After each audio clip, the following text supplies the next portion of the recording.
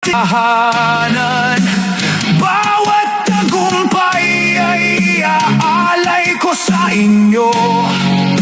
Hindi masasayang ang inyong sakripisyo.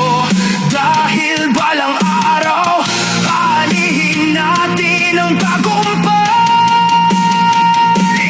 Kahit gaano kalakas ang hangin, hindi matitinag ang pusong nananalig. Kasama ang Diyos sa bawat sandali. Tagumpay ay tiyak na makakamit. Para sa kinabukasan natin ako'y lalaban. Hindi susuko kahit mahirap ang daan. Bawat pangarap ay aking aabutin, upang ang pamilya'y muli kong mapangiti. Para sa kinabukasan natin ako'y magsisikap, hanggang ang bawat luha ay mapalitan ng galak.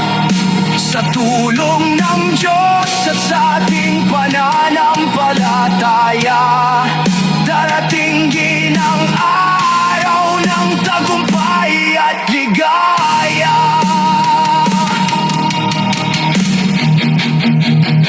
Ingay at itay, salamat sa pag-aaruga, sa bawat sakripisyo at walang sawang pag-alalay. Ang lahat ng aking ginagawa'y para sa inyo at sa Panginoong nagbibigay ng bagong pag-asa. Hindi man madali ang bawat paglalakbay, hindi mawawala ang ating pananampalataya. Kapag tayo'y sama-samang nananalangin, walang pangarap na hindi maaabot. Para sa kinabukasan natin ako'y lalaban, hanggang ang ating tahanan ay mapuno ng kasiyahan.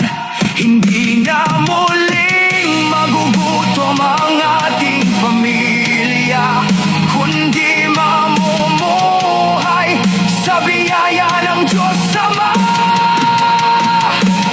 Para sa kinabukasan natin, hindi ako titigil, hanggang ang pangarap ay maging katotohanan.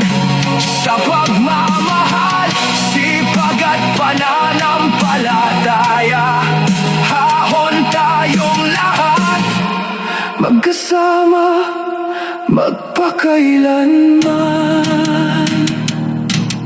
Hindi man madali ang ating simula, ngunit sa Diyos may pag-asang walang hanggan. Ang bawat pangarap ay unti-unting matutupad, para sa kinabukasan nating lahat magkakasama.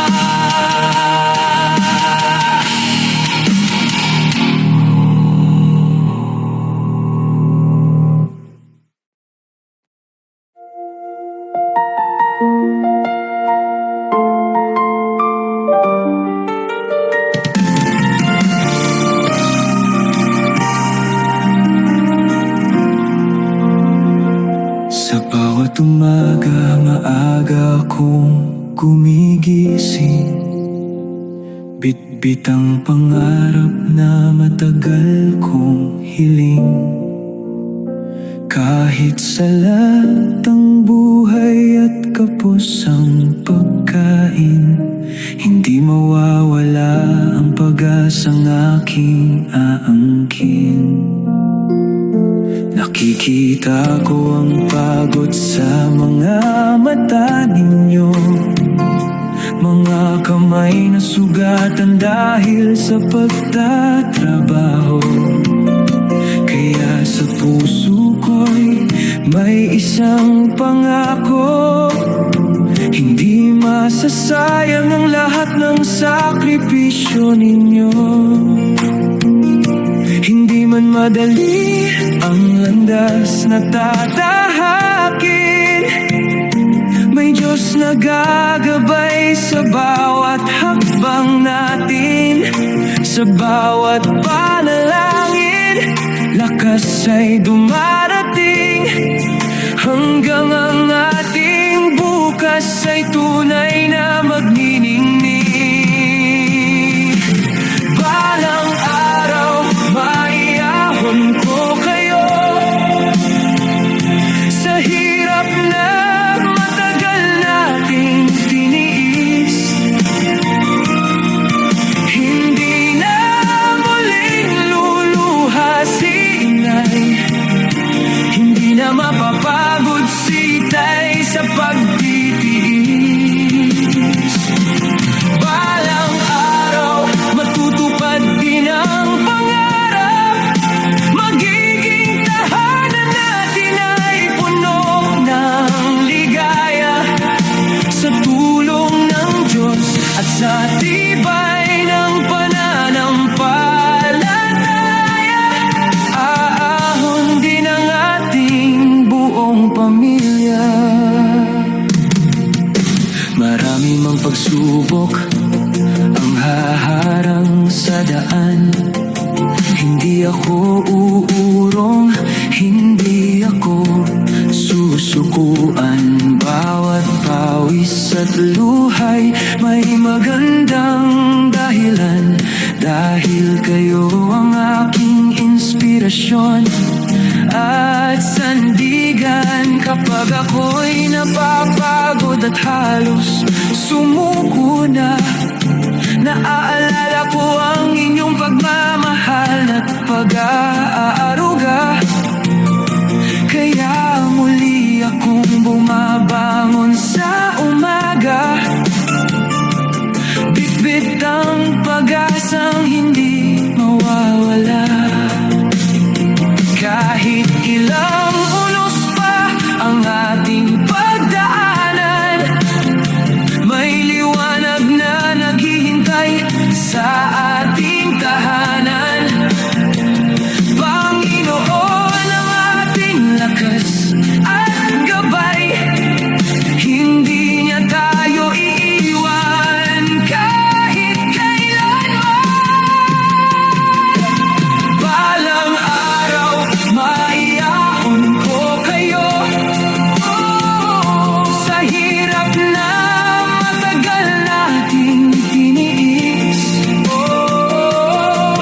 Hindi na muling luluha si inay, hindi na mapapagod si itay sa pagtitiis.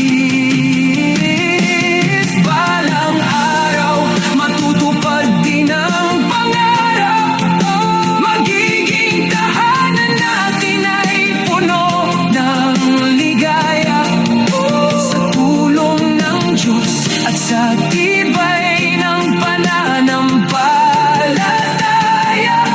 Aahon din ang ating buong. Isa sa mga pangarap po ni Bobet ay matutupad. Yung pangarap na nagdala po sa kanya sa Maynila at iiwan ang Posibleng kanyang pamilya rito sa Davao. Ang pangarap niya na ang kanyang mga kapatid ay bibigyan po ng Ateneo de Davao University po ng scholarship.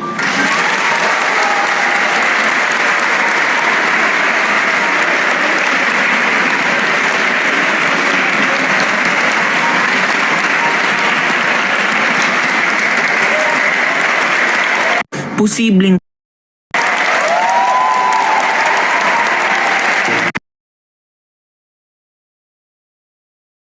pamilya. Amaina, salamat sa inyong pagmamahal. Kahit kulang ang lahat, hindi pababayaan. Ang bawat pangarap ko'y alay sa inyong dalawa, at sa Diyos na laging gumagabay sa ating pamilya.